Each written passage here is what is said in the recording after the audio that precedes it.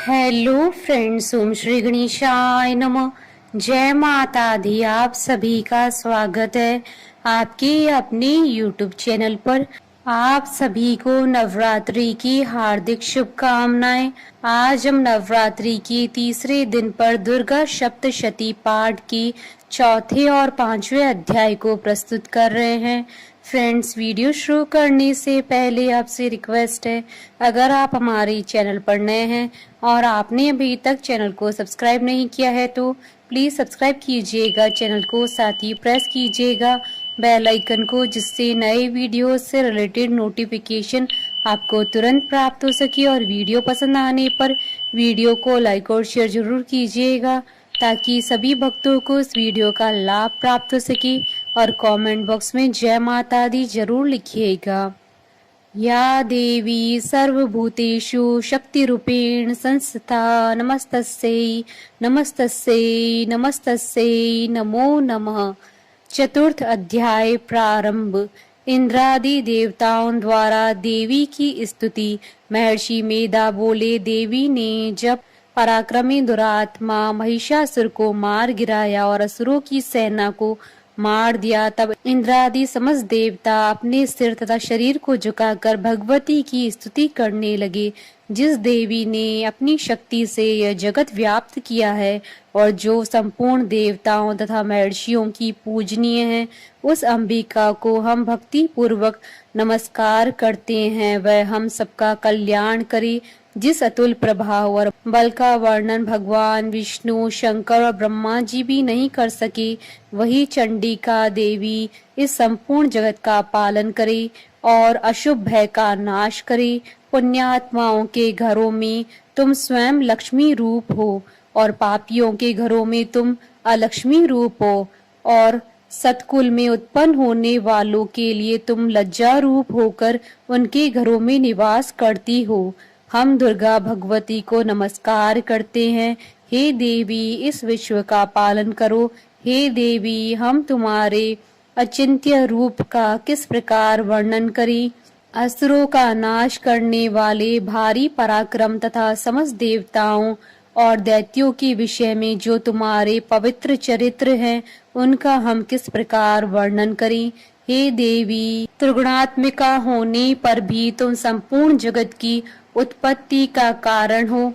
हे देवी, भगवान विष्णु, शंकर आदि किसी भी देवता ने तुम्हारा पार नहीं पाया।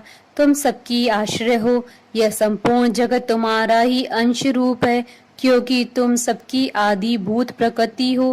हे देवी, तुम्हारे जिस नाम के उच्चारण से संपूर्ण यज्ञों में सब देवता तृप्ति लाभ करते हैं, वह स्वाहा भी तुम ही हो।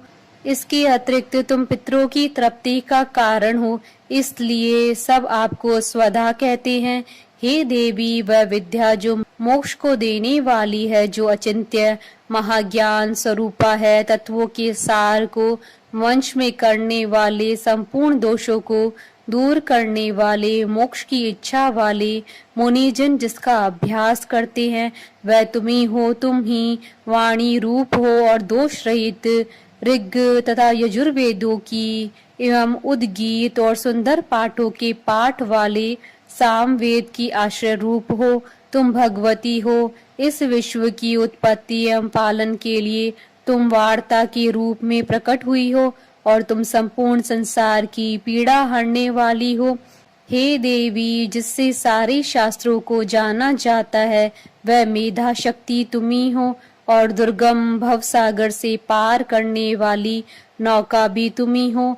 लक्ष्मी रूप से विष्णु भगवान के हृदय में निवास करने वाली और भगवान महादेव द्वारा सम्मानित गौरी देवी तुम ही हो। मंद मुस्कान वाले निर्मूल पूर्ण चंद बिंब के समान और उत्तम स्वर्ण की मनोहर कांति से कमनीय तुम्हारे मुख को देखकर ही महिषासुर क्रोध में भर गया। यह बड़े आश्चर्य की बात है। और हे देवी, तुम्हारा यही मुख जब क्रोध से भर गया तो उदय काल के चंद्रमा की भांति लाल हो गया और तनी हुई भौहों के कारण विकराल रूप हो गया। उसे देखकर भी महिषासुर के शीघ्र प्राण ही निकल गए। यह बड़े आश्चर्य की बात है। आपके कुपित मुख के दर्शन करके भला कौन जीवित रह सकता है। हे देवी, तुम हमारे कल्याण के लिए प्रसन्न हो जाओ। आपके प्रसन्न होने से इस जगत का अभ्युदय होता है, और जब आप क्रुद्ध हो जाती हैं तो कितने ही कुलों का सर्वनाश हो जाता है। यह हमने अभी अभी जाना है कि जब तुमने महिषासुर की बहुत बड़ी सेना को देखते ही देखते मार दिया। हे देवी, सदा अभ्युदय प्रताप देने वाली, तुम जिस पर प्रसन्न हो जाती हो वही देश में सम्मानित होते हैं। उनके धन यश की वृद्धि होती है, उनका धर्म कभी शिथिल नहीं होता है, और उनके यहाँ अधिक पुत्र पुत्रियां और नौकर होते हैं।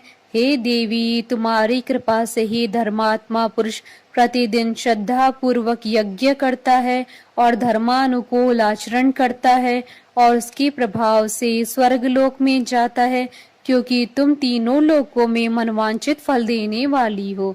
हे माँ दुर्गे, तुम स्मरण करने पर संपूर्ण जीवों के भय नष्ट कर देती हो, और स्थिर चित्त वालों के द्वारा चिंतन करने पर उन्हें और अत्यंत मंगल देती हो। हे दारिद्र दुख नाशनी देवी, तुम्हारे सिवा दूसरा कौन है। तुम्हारा चित सदा दूसरों के उपकार में लगा रहता है। हे देवी, तुम शत्रुओं को इसलिए मारती हो कि उनके मारने से दूसरों को सुख मिलता है। वह चाहे नरक में जाने के लिए चिरकाल तक पाप करते रहे हों, किंतु तुम्हारे साथ युद्ध करके सीधे स्वर्ग को जाएं, इसलिए तुम उनका वध करती हो। हे देवी, क्या तुम दृष्टिपात मात्र से समस्त असुरों को भस्म नहीं कर सकती? अवश्य ही कर सकती हो, किंतु तुम्हारा शत्रुओं को शस्त्रों के द्वारा मारना इसलिए है कि शस्त्रों के द्वारा मरकर वे स्वर्ग को जावें। इस तरह से हे देवी, उन शत्रुओं के प्रति भी तुम्हारा विचार उत्तम है। हे देवी, तुम्हारे उग्र खड़क की चमक से और त्रिशूल की नोक की कांति की किरणों से असुरों की आंखें फूट नहीं गई। उसका कारण यह था कि वह किरणों से शोभायमान तुम्हारी चंद्रमा के समान आनंद प्रदान करने वाले सुंदर मुख को देख रहे थे। हे देवी, तुम्हारा शील बुरे वृतांत को दूर करने वाला है, और सबसे अधिक तुम्हारा रूप है जो न तो कभी चिंतन में आ सकता है और न ही जिसकी दूसरों से कभी तुलना हो सकती है। तुम्हारा बल व पराक्रम शत्रुओं का नाश करने वाला है। इस तरह तुमने शत्रुओं पर भी दया प्रकट की है। हे देवी, तुम्हारे बल की किसके साथ बराबरी की जा सकती है, तथा शत्रुओं को भय देने वाला इतना सुंदर रूप भी और किसका है। हृदय में कृपा और युद्ध में निष्ठुरता, यह दोनों बातें तीनों लोकों में केवल तुम्ही में देखने आई है। हे माता, युद्ध भूमि में शत्रुओं को मारकर तुमने उन्हें स्वर्ग लोक में पहुंचाया। इस तरह तीनों लोकों की तुमने रक्षा की है, तथा उन उन्मत्त असुरों से जो हमें भय था उसको भी तुमने दूर किया है। तुमको नमस्कार है। हे देवी, तुम शूल तथा खड़ग से हमारी रक्षा करो, तथा घंटे की ध्वनि और धनुष की टंकार से भी हमारी रक्षा करो। हे चंडी के, आप अपने शूल को घुमाकर पूर्व पश्चिम उत्तर तथा दक्षिण दिशा में हमारी रक्षा करो। तीनों लोकों में जो तुम्हारे सौम्य रूप हैं तथा घोर रूप हैं, उनसे हमारी रक्षा करो, तथा इस पृथ्वी से रक्षा करो।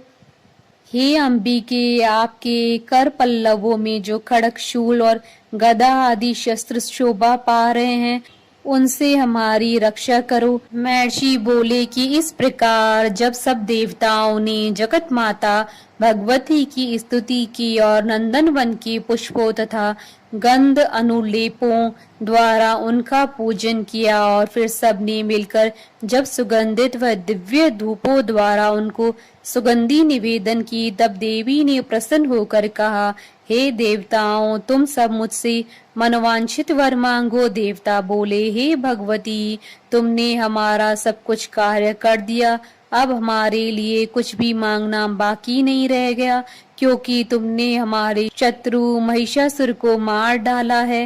हे माहेश्वरी, तुम इस पर भी यदि हमें कोई और वर देना चाहती हो तो बस इतना वर दो कि जब जब हम आपका स्मरण करें तब तब आप हमारी विपत्तियों को हरण करने के लिए हमें दर्शन दिया करो। हे अंबिके, जो कोई भी तुम्हारी स्तुति करे तुम उनको वित्त, समृद्धि और वैभव देने के साथ ही उनके धन और स्त्री आदि संपत्ति बढ़ावे और सदा हम पर प्रसन्न रहे। महर्षि बोले, हे राजन, देवताओं ने जब जगत के लिए तथा अपने लिए इस प्रकार प्रश्न किया तो बस तथास्तु कहकर देवी अंतर्ध्यान हो गई। हे भूप, जिस प्रकार तीनों लोगों का हित चाहने वाली यह भगवती देवताओं के शरीर से उत्पन्न हुई थी, वह सारा वृतांत मैंने तुमसे कह दिया। और इसके पश्चात दुष्ट असुरों तथा शुंभ निशुंभ का वध करने और सब लोगों की रक्षा करने के लिए जिस प्रकार गौरी देवी के शरीर से उत्पन्न हुई थी, वह सारा वृतांत मैं यथावत वर्णन करता हूँ। इति श्री दुर्गा सप्तशती पाठ का चतुर्थ अध्याय संपूर्ण हुआ। पांचवा अध्याय प्रारंभ। देवताओं द्वारा देवी की स्तुति। महर्षि मेधा ने कहा, पूर्व काल में शुंभ निशुंभ नामक असुरों ने अपने बल के मद से इंद्र का त्रिलोकी का राज्य और यज्ञों के भाग छीन लिए, और वह दोनों इसी प्रकार सूर्य, चंद्रमा, धर्मराज और वरुण के अधिकार भी छीन कर स्वयं ही उनका उपयोग करने लगे। वायु और अग्नि का कार्य भी वही करने लगे, और इसके पश्चात उन्होंने जिन देवताओं का राज्य छीना था उनको अपने अपने स्थान से निकाल दिया। इस तरह से अधिकार छीने हुए दैत्यों तथा दैत्यों द्वारा निकाले हुए देवता अपराजिता देवी का स्मरण करने लगे कि देवी ने हमको वर दिया था कि मैं तुम्हारी संपूर्ण विपत्तियों को नष्ट करके रक्षा करूंगी। ऐसा विचार कर सब देवता हिमालय पर गए और भगवती विष्णु माया की स्तुति करने लगे। देवताओं ने कहा, देवी को नमस्कार है, शिव को नमस्कार है, प्रकृति और भद्रा को नमस्कार है। हम लोग रौद्र, नित्या और गौरी को नमस्कार करते हैं। ज्योत्सनामयी, चंद्र रूपिणी व सुख रूपा देवी को निरंतर नमस्कार है। शरणागतों का कल्याण करने वाली वृद्धि और सिद्धि रूपा देवी को हम बार बार नमस्कार करते हैं। और नैत्रती राजाओं की लक्ष्मी तथा सवाणी को नमस्कार है। दुर्गा को दुर्ग स्थलों को पार करने वाली दुर्ग पारा को सारा, सर्वकारिणी ख्याति कृष्ण और धूम्र देवी को सदैव नमस्कार है। अत्यंत सौम्य तथा अत्यंत रौद्र रूपा को हम नमस्कार करते हैं, उन्हें हमारा बारंबार प्रणाम है। जगत की आधारभूत कृति देवी को बार बार नमस्कार करते हैं। जिस देवी को प्राणी मात्र विष्णु माया कहते हैं, उसको नमस्कार है, उसको नमस्कार है, उसको नमस्कार है। जो देवी संपूर्ण प्राणियों में चेतना कहलाती है, उसको नमस्कार है, उसको नमस्कार है, उसको नमस्कार है। जो देवी संपूर्ण प्राणियों में बुद्धि रूप से स्थित है, उसको नमस्कार है, उसको नमस्कार है, उसको नमस्कार है। जो देवी सब प्राणियों में निद्रा रूप से विराजमान है, उसको नमस्कार है, उसको नमस्कार है, उसको नमस्कार है। जो देवी संपूर्ण प्राणियों में शुद्धा रूप से विराजमान है, उसको नमस्कार है, उसको नमस्कार है, उसको नमस्कार है। जो देवी संपूर्ण प्राणियों में छाया रूप से स्थित है, उसको नमस्कार है, उसको नमस्कार है, उसको नमस्कार है। जो देवी सब प्राणियों में शक्ति रूप से स्थित है, उसको नमस्कार है, उसको नमस्कार है, उसको नमस्कार है। जो देवी संपूर्ण प्राणियों में तृष्णा रूप से स्थित है, उसको नमस्कार है, उसको नमस्कार है, उसको नमस्कार है। जो देवी सब प्राणियों में शांति रूप से स्थित है, उसको नमस्कार है, उसको नमस्कार है, उसको नमस्कार है। जो देवी सब प्राणियों में जाति रूप से स्थित है, उसको नमस्कार है, उसको नमस्कार है, उसको नमस्कार है। जो देवी सब प्राणियों में लज्जा रूप में स्थित है, उसको नमस्कार है, उसको नमस्कार है, उसको नमस्कार है। जो देवी संपूर्ण प्राणियों में श्रद्धा रूप से स्थित है, उसको नमस्कार है, उसको नमस्कार है, उसको नमस्कार है। जो देवी संपूर्ण प्राणियों में कांति रूप से स्थित है, उसको नमस्कार है, उसको नमस्कार है, उसको नमस्कार है। जो देवी सब प्राणियों में लक्ष्मी रूप से स्थित है, उसको नमस्कार है, उसको नमस्कार है, उसको नमस्कार है। जो देवी संपूर्ण प्राणियों में व्रती रूप से स्थित है, उसको नमस्कार है, उसको नमस्कार है, उसको नमस्कार है। जो देवी सब प्राणियों में स्मृति रूप से विराजमान है, उसको नमस्कार है, उसको नमस्कार है, उसको नमस्कार है। जो देवी सब प्राणियों में दया रूप से स्थित है, उसको नमस्कार है, उसको नमस्कार है, उसको नमस्कार है। जो देवी सब प्राणियों में तुष्टि रूप से स्थित है, उसको नमस्कार है, उसको नमस्कार है, उसको नमस्कार है। जो देवी संपूर्ण प्राणियों में मात्र रूप से स्थित है, उसको नमस्कार है, उसको नमस्कार है, उसको नमस्कार है। जो देवी संपूर्ण प्राणियों में भ्रांति रूप से स्थित है, उसको नमस्कार है, उसको नमस्कार है, उसको नमस्कार है। जो देवी संपूर्ण प्राणियों में नित्य व्याप्त रहती हैं, उसको नमस्कार है, उसको नमस्कार है, उसको नमस्कार है। जो देवी चैतन्य रूप से इस संपूर्ण संसार को व्याप्त करके स्थित है, उसको नमस्कार है, उसको नमस्कार है, उसको नमस्कार है।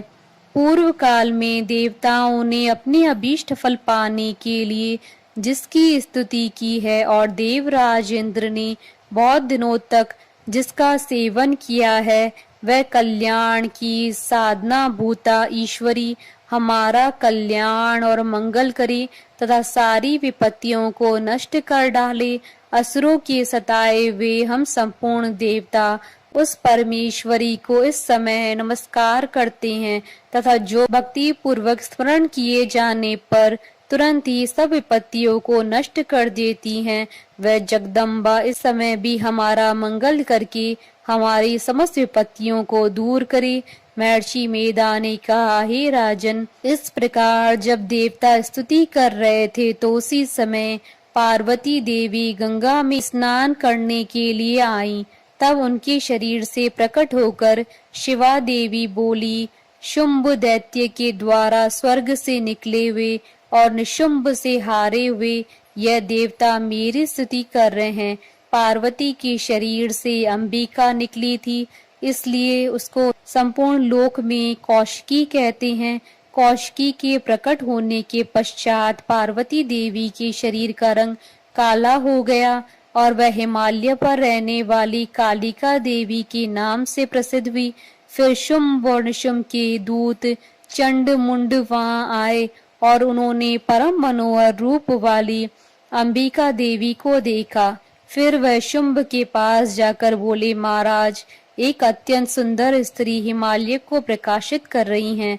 वैसा रंग रूप आज तक हमने किसी स्त्री में नहीं देखा है। हे असुरेश्वर, आप यह पता लगाएं कि वह कौन है और उसको ग्रहण कर लें। वह स्त्री स्त्रियों में रत्न है। वह अपनी कांति से दसों दिशाओं को प्रकाशित करती हुई वहां स्थित है, इसलिए आपका उसको देखना उचित है। हे प्रभु, तीनों लोगों के हाथी, घोड़े और मणि इत्यादि जितने रत्न हैं, वह सब इस समय आपके घर में शोभायमान है। हाथियों में रत्न रूप ऐरावत हाथी और उच्ची श्रवा नामक घोड़ा तो आप इंद्र से ले आए हैं। हंसों द्वारा जुता हुआ विमान जो कि ब्रह्मा जी के पास था, अब भी आपके पास है। यह महापद्म नामक खजाना आपने कुबेर से छीना है। समुद्र ने आपको सदा खिले हुए फूलों की किंजलकनी नामक माला दी है। वरुण का कंचन की वर्षा करने वाला छत्र आपके पास है। रथों में श्रेष्ठ प्रजापति का रथ भी आपके पास ही है। हे दैत्येंद्र, मृत्यु से उत्क्रांति का नामक शक्ति भी आपने छीन ली है और वरुण का पाश भी आपके भ्राता निशुंभ के अधिकार में है और जो अग्नि में न जल सके ऐसे 2 वस्त्र भी अग्निदेव ने आपको दिए हैं। हे दैत्यराज, इस प्रकार सारी रत्न रूपी वस्तुएं आप संग्रह कर चुके हैं, तो फिर आप यह कल्याणकारी स्त्रियों में रत्न रूप अनुपम स्त्री आप क्यों नहीं ग्रहण करते? महर्षि मेधा बोले। चंड मुंड का यह वचन सुनकर शुंभ ने विचारा कि सुग्रीव को अपना दूत बनाकर देवी के पास भेजा जाए। प्रथम उसको सब कुछ समझा दिया और कहा कि वहां जाकर तुम उसको अच्छी तरह से समझाना और ऐसा उपाय करना जिससे वह प्रसन्न होकर तुरंत मेरे पास चली आए। भली प्रकार समझा कर कहना। दूत सुग्रीव पर्वत के उस रमणीय भाग में पहुंचा जहां देवी रहती थी। दूत ने कहा, हे देवी, दैत्यों का राजा शुंभ जो इस समय तीनों लोकों का स्वामी है, मैं उसका दूत हूँ और यहाँ तुम्हारे पास आया हूँ। संपूर्ण देवता उसकी आज्ञा एक स्वर से मानते हैं। अब जो कुछ उसने कहला भेजा है वह सुनो। उसने कहा है कि इस समय संपूर्ण त्रिलोकी मेरे वश में है और संपूर्ण यज्ञों के भाग को पृथक पृथक मैं ही लेता हूँ और तीनों लोकों में जितने श्रेष्ठ रत्न हैं वह सब मेरे पास है। देवराज इंद्र का वाहन ऐरावत मेरे पास है जो मैंने छीन लिया है। उच्च श्रवा नामक घोड़ा जो क्षीर सागर मंथन करने से प्रकट हुआ था उसे देवताओं ने मुझे समर्पित किया है। ये सुंदरी, इसके अतिरिक्त और भी जो रत्न भूषण पदार्थ देवताओं के पास थे वह सब मेरे पास हैं। हे देवी, मैं तुम्हें संसार की स्त्रियों में रत्न मानता हूँ क्योंकि रत्नों का उपभोग करने वाला मैं ही हूँ। हे चंचल कटाओं वाली सुंदरी, अब यह मैं तुझ पर छोड़ता हूँ कि तुम मेरे या मेरे भाई महापराक्रमी निशुंभ की सेना में आ जाएं। यदि तुम मुझे वरोगी तो तुझे अतुल महान ऐश्वर्य की प्राप्ति होगी। अतः तुम अपनी बुद्धि से यह विचार कर मेरे पास चली आओ। महर्षि मेधा ने कहा। दूत के ऐसा कहने पर संपूर्ण जगत का कल्याण करने वाली भगवती दुर्गा मन ही मन मुस्कुराई और इस प्रकार कहने लगी। देवी ने कहा, हे दूत, तू जो कुछ कह रहा है वह सत्य है और इसमें किंचित मात्र भी झूठ नहीं है। शुंभ इस समय तीनों लोकों का स्वामी है और निशुंभ भी उसी की तरह पराक्रमी है, किंतु इसके संबंध में मैं जो प्रतिज्ञा कर चुकी हूँ उसे मैं कैसे झुठला सकती हूँ। अतः तू मैंने जो प्रतिज्ञा की है उसे सुन। जो मुझे युद्ध में जीत लेगा और मेरे अभिमान को खंडित करेगा तथा बल में मेरे समान होगा वही मेरा स्वामी होगा। इसलिए शुंभ अथवा निशुंभ यहाँ आवे और युद्ध में जीतकर मुझसे विवाह कर ले। इसमें भला देर की क्या आवश्यकता है? दूत ने कहा, हे देवी, तुम अभिमान में भरी हुई हो, मेरे सामने तुम ऐसी बात न करो। इस त्रिलोकी में मुझे तो ऐसा कोई नहीं दिखाई देता कि शुंभ और निशुंभ के सामने ठहर सके। हे देवी, जब अन्य देवताओं में से कोई शुंभ व निशुंभ के समान युद्ध में ठहर नहीं सकता तो तुम जैसी स्त्री उनके सामने रणभूमि में ठहर सकेगी। जिन शुंभ आदि असुरों के सामने इंद्र आदि देवता नहीं ठहर सके तो फिर तुम अकेली स्त्री उनके सामने कैसे ठहर सकोगी? अतः तुम मेरा कहना मानकर उनके पास चली जाओ, नहीं तो जब वह तुम्हें केश पकड़कर घसीटते हुए ले जाएंगे तो तुम्हारा गौरव नष्ट हो जाएगा। इसलिए मेरी बात मान लो। देवी ने कहा, जो कुछ तुमने कहा ठीक है। शुंभ और निशुंभ बड़े बलवान हैं, लेकिन मैं क्या कर सकती हूँ क्योंकि मैं बिना विचारे प्रतिज्ञा कर चुकी हूँ। इसलिए तुम जाओ और मैंने जो कुछ भी कहा है वह सब आदर पूर्वक असुरेंद्र से कह दो। इसके पश्चात वो जो उचित समझे। इति श्री दुर्गा सप्तशती पाठ का 5वां अध्याय संपूर्ण। जयकारा माँ माइदा बोलिए सच्चे दरबार की जय। हमारे साथ इस वीडियो में अंत तक बने रहने के लिए आपका धन्यवाद। ओम श्री गणेशाय नमः। जय माता दी।